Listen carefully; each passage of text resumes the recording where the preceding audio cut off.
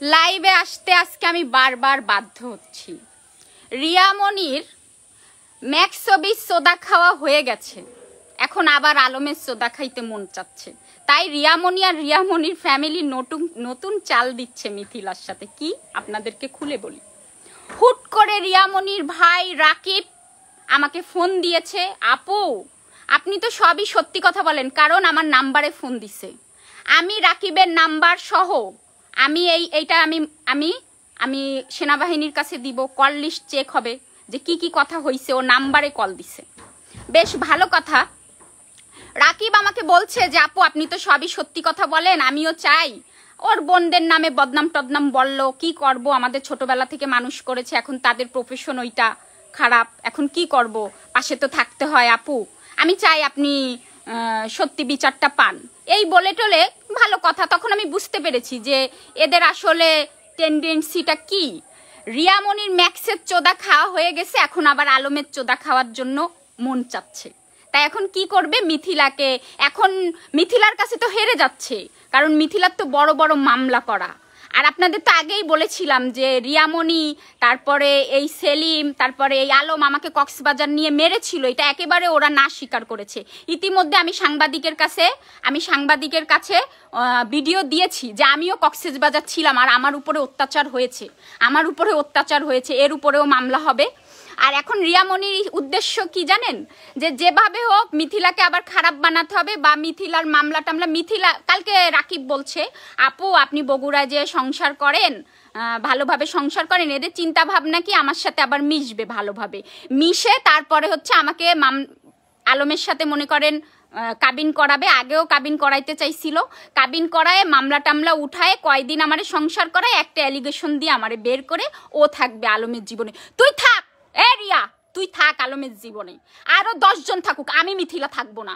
আমি ওর মতো আমি যে ওর মতো একটা লোকরে ভালোবাসছিলাম, যে আমার ভালোবাসা চলে গেছে যখন ও আমার অন্তরঙ্গ মুহূর্তের ভিডিও করছে, তখন আমার ভালোবাসা চলে গেছে।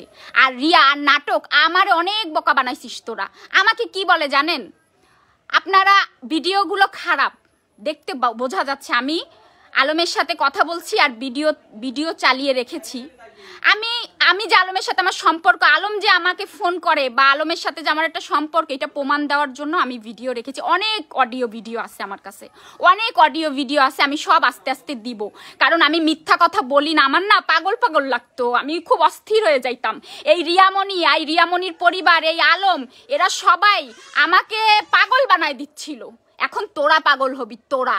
এই রিয়ামনি তুই আমাকে নিয়ে টর্চার করছিস, তুই আমাকে মিডিয়ার সামনে নিয়ে আসিস, টর্চার করছিস। ও বলে কি আমি যে ভিডিও 3টা ছেড়েছি ফেসবুকে, ভাই হ্যাঁ কথাগুলো খারাপ কিন্তু কথাগুলো সত্যি। আমি সত্যি প্রমাণ করার জন্যে আমি সব করতে পারি। আজকে আমাকে বারবার বলছে যে হিরো আলম আমাকে চেনে না, আমার সম্পর্ক নেই। তাহলে এইভাবে কথা বলছি কেন?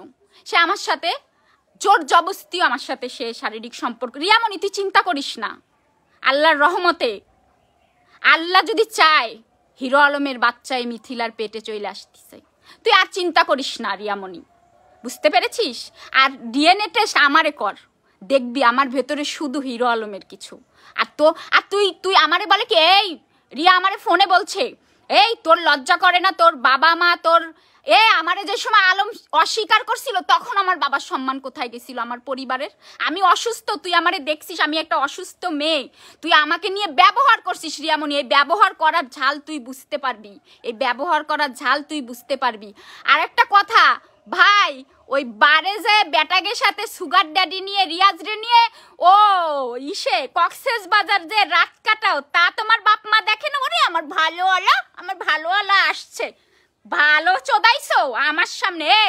আমি ওই ভিডিও দেখলো, আমি একটা পবিত্র মেয়ে, আমার হাজবেন্ডের সাথে আমার ডিভোর্স হয়েছে, আলমের সাথে আমার হুজুর দিয়ে বিয়ে হয়েছে। তুই তো বছর ধরে আলমরে চোদা খাইছিস, খাইয়ে তারপরে বিয়ে বইছিস।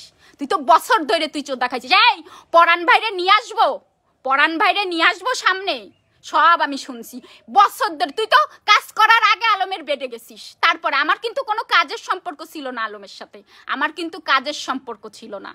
একটা প্রেমের সম্পর্ক হওয়ার পরে তার, আর আমি প্রমাণ দিতে পারবো তুই তখন ডিভোর্সি ছিলি, তুই আমার সাথে লাগতে আসবি না, আমার সব তথ্য প্রমাণ আছে।